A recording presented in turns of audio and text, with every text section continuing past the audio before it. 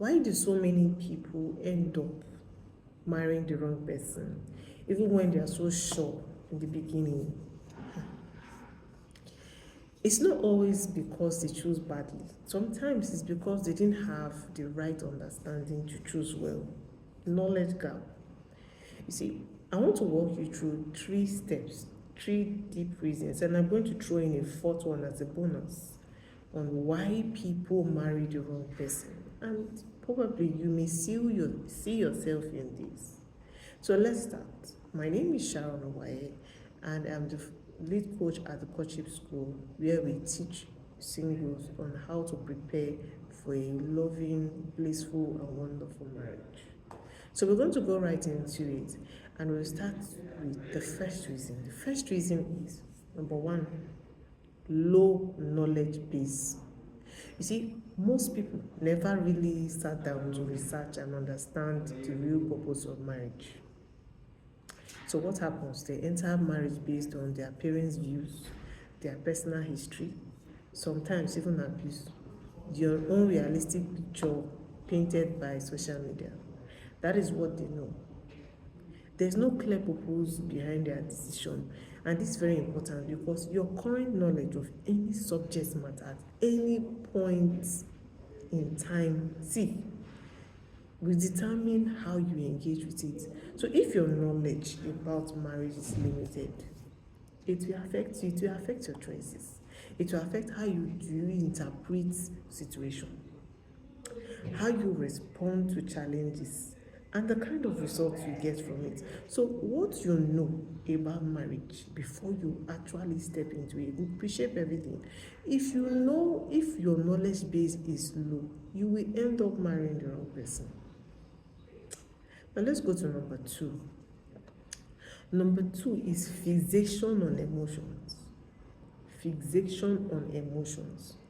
See, a lot of people make marital decisions based on how they are feeling, especially my age group, or how they felt in the past. And I want you to see yourself in this. Be open-minded. For example, let's say you experienced a heartbreak, or you've been hurt in the past. Now your next relationship is no longer about building something whole. It now becomes preventing what you hurt before. So because you want to prevent heartbreak, you want to prevent what you saw your sister or your brother do, you start choosing based on fear, past pain, emotional walls you've built. And another thing you must understand is that people pretend. So sometimes somebody can be what you are expecting them to be. You will just be seeing only that side. For example, you just think that this person is quiet. Maybe you dealt with somebody who was abusive before, but this person, his own style is mental, or her own style is mental abuse. It's not physical. You now say no. Maybe you're just focused on physical abuse, forgetting that there's mental, verbal. So instead of clarity and purpose, you are not choosing a partner. You are reacting to your past, and that's how people end up in relationships that feel safe but are not necessarily right, because in the long run they can no longer keep up with the pretense. Number three, wrong philosophy. Wrong philosophy. This is closely tied to knowledge, but it goes even deeper. It's about the beliefs that you carry that you never questioned. Many of these ideas come from long-standing traditions, family patterns, and what you grew up seeing. For example, let's say somebody who grew up in a home where parents never argued. You never saw your parents argue once. You may assume that good marriages, they don't have conflicts. Don't know that maybe inside the bedroom. Now, I'm not saying that your children should see you, but I'm just saying it's a view. And if that is not your normal life, you may just assume that that's how it works. Let's say another person, but let's say somebody else now grew up in a home where there's constant conflict, and believe that that's how marriage is, that we must fight to, because when in marriage, how can you say we should not fight? Now you can see conflicting views. Both people are entering marriage with assumptions that may not be 100% accurate. And because they never question this belief, they never ask questions. For example, let's say you grew up in a home that you never saw conflict once. If you don't ask questions maybe to your parents and say, how were you guys able to live together, and they'll give you their secrets, and then you learn from them. Instead, you just assume that there's conflicts don't happen. And so because you don't question these beliefs, you end up choosing partners and reacting in different ways that reinforce those partners. So for example, somebody who grew up around constant conflict feels like it's normal for us to quarrel.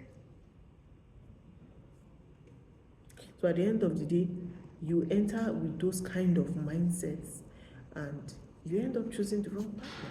So even if you're with an abusive partner, you think it's normal. Now this is my last bonus I want to show, because there are other reasons, but these are my 4 reasons I'm giving you. The last bonus is selfishness. Oh my God.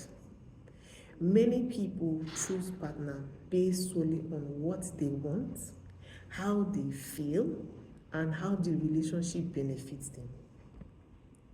Those of us who have been married for 5, 10, 15 years can testify. When you marry a partner based on what they want, how they feel, because the relationship has to benefit them. If they don't see benefits for themselves in it, they don't care about you. They don't care about the other partner. They just care about themselves, without considering how both individuals can come together to build something meaningful. They don't care. See, marriage is not just about what you can get. It's about partnership. It's about alignment. It's about growth and building something greater than yourself. When the focus is on self alone, the foundation is already weak. So you'll find a lot of people who are dissatisfied in their marriages because one of the partner is totally selfish. So if you don't take your time to build the right knowledge, heal emotionally, and challenge your beliefs, you may not just choose wrongly, you may repeat patterns without even realizing it. So this is why I created a resource on emotional intelligence for singles and married couples. I have over 70 plus questions designed to help you understand what is really going on in the mind of your partner. And so if you are serious about doing this thing right, click the link in my bio and get access. See, don't just fall in love, prepare for it. I'll see you in my next one. And my look out for my next video, it will be what can you do to ensure that you are preparing right. And if you have not checked out my 30 days clarity on knowing who your God ordained spouse is, what are you waiting for? Scroll through my Instagram, scroll through my Facebook, check us at the Courtship School on all our Facebook handles, YouTube and Instagram, and start with your 30 days clarity. This time is not the time for you to make mistakes. There's a lot of fake out there. You don't want to be making mistakes. Thank you so much for watching, and I'll see you in my next one. Bye.